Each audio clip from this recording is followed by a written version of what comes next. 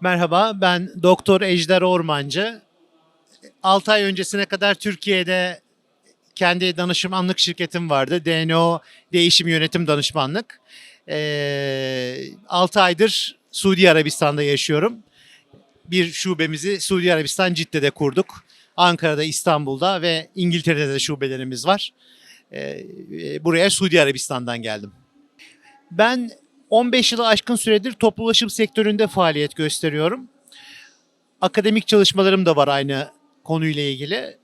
Yıldız Teknik Üniversitesi'nde doktoramı yaptığım dönemde doktora tez konum kurumsal iletişim uygulamaları, müşteri memnuniyeti ve kurumsal itibarla ilişkiliydi. Bu kavramlar toplu ulaşımda şu anda çok üzerinde durulan, konuşulan, tartışılan kavramlar değil. Dolayısıyla ben bunlara biraz vurgu yapmak istedim doktoramı yaparken. Ve tabii 15 yıllık süre içerisinde toplu ulaşım sektöründeki çeşitli şirketlere danışmanlık yaparken pek çok farklı network oluşmuş oldu. Bunlardan bir tanesi de Eurasia Rail. Bu herhalde dördüncü, beşinci katıldığım Eurasia Rail. Bu sene onuncusu yapılıyor biliyorum. 2 yıl önceki Eurasia Rail'e de yine davetli olarak katılmıştım ve çok faydalı görüşmeler, toplantılar yapmıştım. Dolayısıyla bu senede yine beni davet ettiklerinde çok keyifle, isteyerek Suudi Arabistan'dan buraya geldim.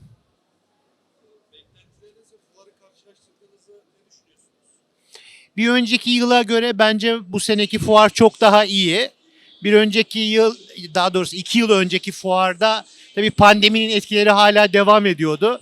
Dolayısıyla insanlarda hala bir çekingenlik vardı. Bu sene fuar çok daha canlı. Organizasyonda da gelişme olduğunu gördüm.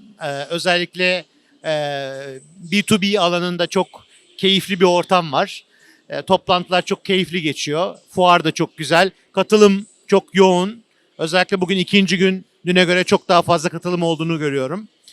Fuar katılımcıları, fuar standları önceki fuarlara göre çok daha gelişmiş vaziyette. Dolayısıyla benim açımdan her şey çok güzel, keyfim yerinde. Eurasia Rail Türkiye'deki önemli fuarlardan bir tanesi. Dünyanın önemli fuarlarından bir tanesi. Sektörün önemli fuarlarından bir tanesi. Toplu ulaşım bugünün dünyasında artık vazgeçilmez bir alan. Çünkü özel taşıt kullanımı, özel taşıt sahipliği arttıkça hem karbon emisyon anlamında hem dünyanın sürdürülebilirliği anlamında çok sıkıntılı bir süreç devam ediyor hepimizin malumu. Dolayısıyla bu anlamda toplu ulaşımı teşvik etmemiz gerekiyor. Ulaşımı teşvik etmemiz gerekiyor. Bu hem yolcu ulaşım hem lojistik anlamında söylüyorum. Eurasia Rail'de bunun demiryolu ulaşımı tarafındaki aslında aktörleri bir araya getiriyor 2 yılda bir. Bu çok önemli bir sinerji yaratıyor sektörel anlamda. Demiryolu özellikle hızı anlamında, maliyetlerin düşürülmesi anlamında çok önemli bir toplu ulaşım modu.